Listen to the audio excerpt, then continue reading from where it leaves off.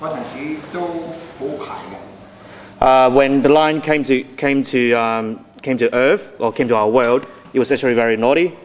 咁嗰個天神咧就派咗嗰個大頭佛嚟捉佢。The god sent the Buddha head to actually capture the lion. 嗰大頭佛已經揾到你屍啦，就同佢打鬥。The Buddha found the lion and they started a fight. 就鬥咗好耐，嗰屍都搞唔掂。They fight for a very long time, and the lion couldn't beat the 咁 Buddha 我哋 head. 知道大頭佛係有攞住乜嘢咧？就係一把扇啦，一個葫蘆裝酒飲嘅葫蘆啦。The Buddha usually has one of the hands is a fan, and the other is like a gourd. Yeah, with wine in it. Yeah. 另外咧就係佢條腰帶。And also he has a sash as well.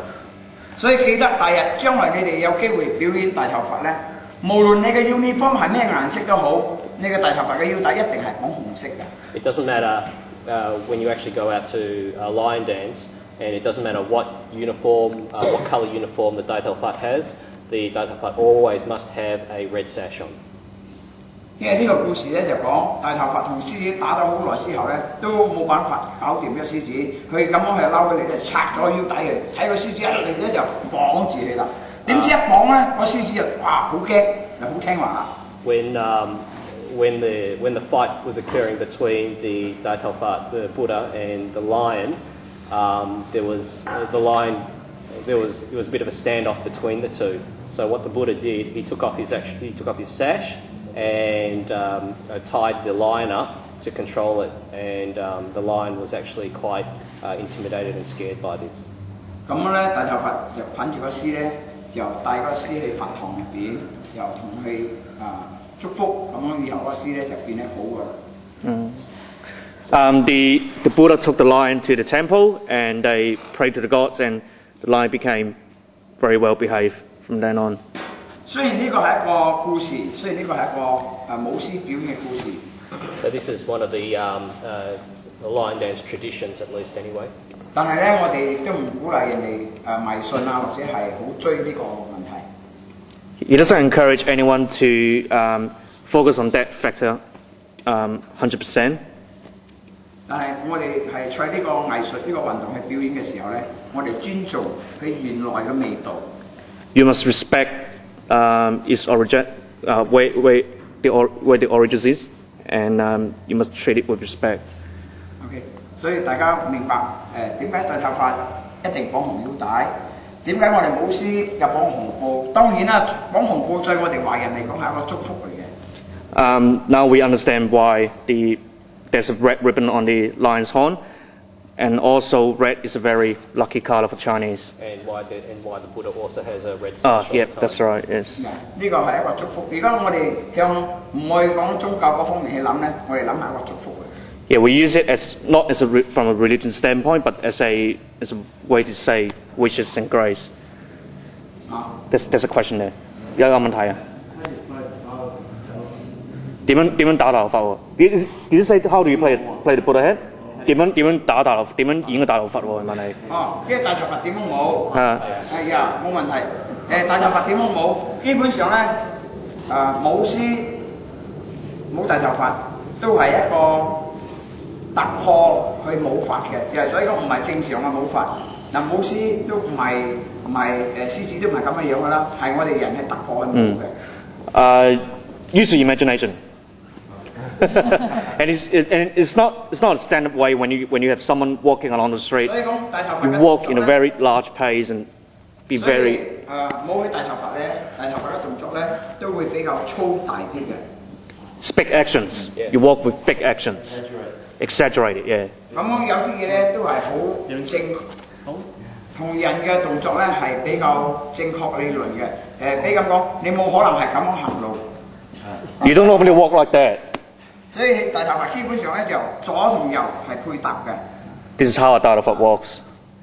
當然你出呢隻腳，你一定會呢個手嘅；出呢隻腳一定會呢個手嘅。So it's opposite hand, opposite foot, but in wide motions, in wide, almost ridiculous motions. 咁樣大頭佛嘅動作咧就好似我哋平時見禮嘅時候都係咁拱手。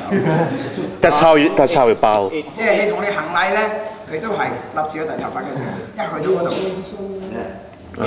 It's extreme motions, but a good description would be almost comical or ridiculous motions. So yeah, comical motions. So I can play with the Dai Tao Fut. 所以咧，大頭佛嘅時候咧，你出發冇大頭佛嘅時候，你冇諗到，我飛起冇大頭佛。依家我諗到我係學個猛氣功夫，我就唔得㗎，你笠住大頭佛，你冇呢啲咁嘅動作㗎啦。You're not allowed to mimic monkey or any other type of animals that you normally learn from Kung Fu and put in a Buddha head performance. 你一定要分清楚，因為我哋賽武師入邊咧，另外一種武法咧就係笠個馬騮面。Oh, because there's another character in line dancing and use a monkey's head. 仲有咧，睇大頭佛嘅時候咧，睇個uniform咧，就知道呢個係出家大頭佛咧，或者係冇出家嘅大頭佛。The uniform also distinguishes whether a monk is a proper monk or it is just a monk who is very poor. 即係你哋唔好諗到大頭佛咧，一定係出家和尚，佢有可能係俗家弟子嚟嘅。Don't think of Dai Tao Fut as a monk from a temple. It could be a monk from Shaolin, for example. 佢着黃色嘅咧就係出家大頭佛，着藍色、紅色其他顏色嘅咧就嗰個大頭佛咧唔係出家嘅。If the Dai Tao Fut wears yellow, that means he's from the temple. If he wears red or blue, he's not from the temple. 咁樣我哋着黃袍嘅大頭佛咧，基本上行禮咧係合掌嘅。That's how a normal yellow Dai Tao Fut bows with the hands close together. 如果你着其他嘅顏色嘅咧，你可以咁咯，你可以咁啊。That's the other Dai Tao Fut with different uniform. 即係佢問，即係嗰個鎖係咪即係喺中間？係啊，即是而家大頭佛用個獅子啦，用撐嚟到你屋企啦，個打鼓撐前，你大頭佛咧，如果係着黃袍嘅咧，係會合掌。That's the yellow Dai Tao Fut. 買嗰個鎖即係中間。係啊。You do put the fan in the middle. 因為黃色嘅袍咧就代表佢係出家人，所以係會合掌嘅。咁其他嘅uniform比較藍色啦、紅色咧你哋可以咁樣啦，因為佢唔係正式賽廟入邊嘅，屬於係少林和尚嗰啲，唔係廟嗰啲出邊嘅，佢可以咁樣行。所以你記得，當你着呢個衫嘅時候咧，你嘅手勢咧係有。當然，如果你着呢啲卡略咧，你可以行翻，你咁樣樣就得，咁樣樣就得，冇問題嘅。但係你着黃袍咧，就係一定係呢個嘅。